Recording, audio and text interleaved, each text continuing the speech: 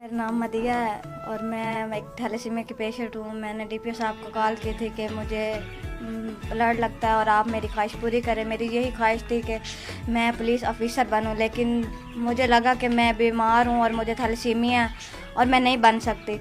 फिर उसके बाद मैंने जब डीपीओ साहब को कॉल की, उन्होंने कहा कि मैं आपको ज़रूर बनाऊँगा। तब मुझे हुआ कि शायद वो मुझे बना।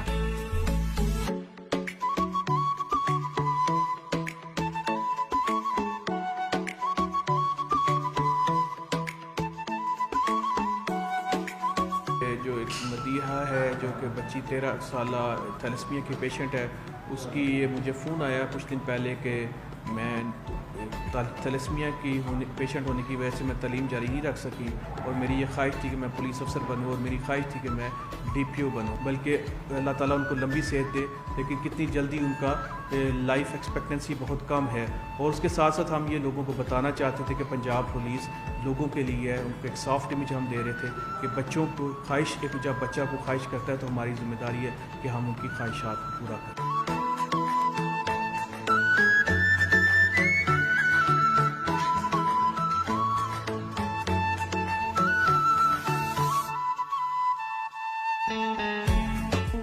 आज के दिन मुझे डीपीओ ऑफिसर मुझे बनाया और पंजाब पुलिस और जंग पुलिस का बहुत ज़्यादा